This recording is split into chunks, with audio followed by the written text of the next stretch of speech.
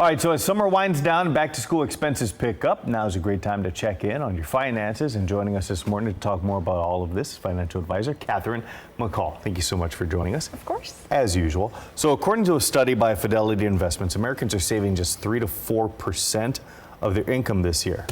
Yeah. That's below historic norms, isn't it? That's a problem. Yep. Okay. So what should be first on the list? So for a lot of folks, medical debt has become a big problem, and my advice there is to make sure that you're actually paying attention to the itemized bill. Go through it, ask, first of all, confirm that your insurance has already paid their portion, and then don't be afraid to go back to the doctor and negotiate the actual bill. A lot of people, I know this doesn't seem like a thing this isn't like negotiating, it's like a flea market? Yeah, exactly. You're buying a bracelet in Mexico. It's not the same thing, but I will say, most medical providers want to work with you, and they'll put you on a payment plan. They'll do what they can to make it more affordable, but a lot of folks see that bill and they get horrified and they're like, well, now I'm in debt.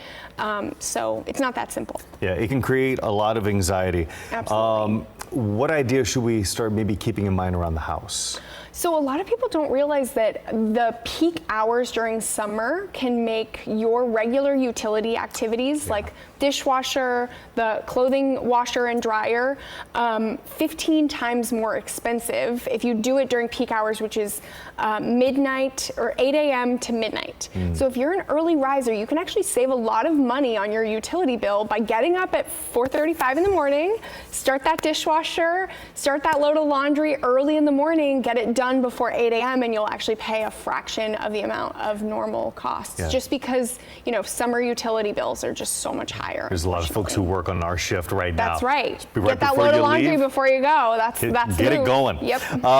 And of course, we always talk about credit cards, but that never goes away as far as organizing it. You got to card your card. So making sure that you're figuring out exactly what the rate on that card looks like.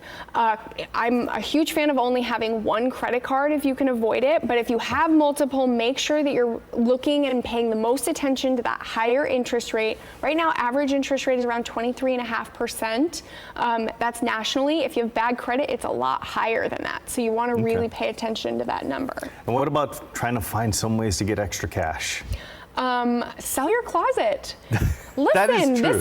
This is environmentally good. There are tons of places now that you can either do it online, or there's tons of shops here in Sacramento that will consign your clothes, and it's a great way to clean out stuff before the fall and get your closet cleaned out.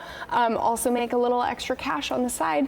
A lot of men don't realize if you have like a nice suit that you've really never worn, you could probably get some good money for that. Well, here's the thing. I'm holding on to that T-shirt from 30 years ago right now. Cleaning things out, I think, is a good thing too. Get that tax deduction from the Goodwill. Okay, lastly, what about those PTO days? A lot of people are not using them. Listen, 1 in 4 people don't use any of their PTO. That's amazing. Do you realize that? And a lot of people, if you work for a company that maxes out, like if you hit a number, then you have no more extra. Now you're losing free money. So whether it's just a me day where you sit at home and do nothing, or booking that vacation, use the PTO money. It's money. Like people don't realize that it's money. They think it's time, but it's really your time is that money. So now's a good time to evaluate it. All right, Kathryn, thank you so much for joining us.